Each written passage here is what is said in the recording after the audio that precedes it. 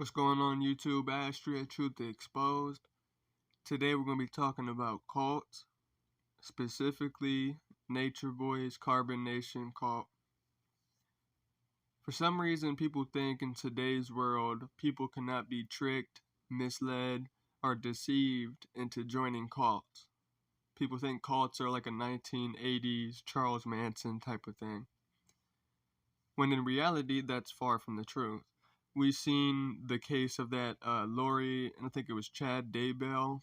It was the woman, her boyfriend, this Chad guy, was in he started in an apocalypse doomsday cult, right? They was killing all kinds of people. They killed his ex-wife, Lori's ex-husband, the brother-in-law.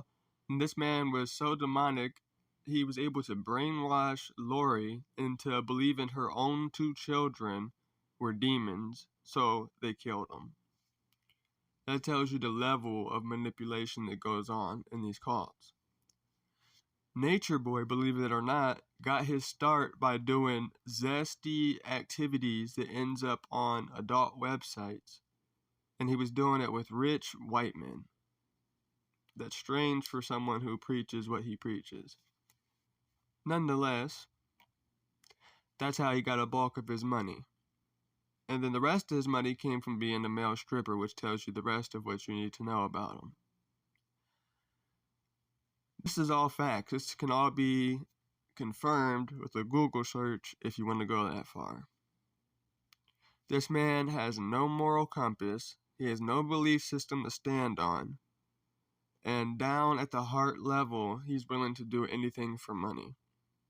He wanted to be worshipped. He did the same thing that Satan was kicked out of heaven for.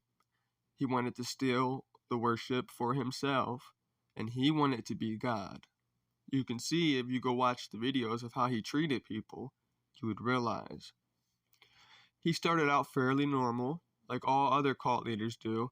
Once they got the cult started and got them isolated by taking them away from their families out of America, he slowly got more and more deranged.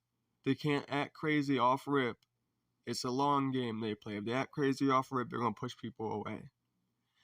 He was talking about how everyone is kings and queens, and he was spewing that same, I am God, you are God, occultic bullshit.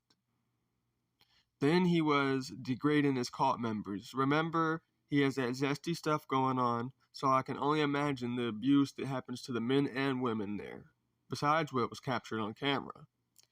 He had these lost men holding plates of fruit and hand feeding him like a damn baby bird. He was acting like a pharaoh and had these men as his slaves, hand feeding him grapes. While he was calling them bitches and told them, if he moves, you move. Like, get the hell out of my way, basically. He was just doing the absolute most. He was not building people up. He was morally destroying them by degrading them. Once he got the men and women to submit to him, he lost his damn mind. That's too much power for a man to handle, and that's why the glory should have been going to God and not him. He replaced God with himself. He definitely became fully possessed throughout somewhere in here, probably during his early days with the activities he was doing. But the key is that just like Jonestown, just like these other cults, the Koresh guy, the point is that these cults are not some mysterious old-time thing. It's not that the people are so stupid that they just got manipulated. The man pretended to be a spiritual teacher, led them in, isolated them from their families like a narcissist, like an abuser, isolated them from their families so that he became their only source of food, control, whatever. He took their money from them. He told an old lady to quit taking her medicine because he could heal her, and then she died maybe 2-3 days later.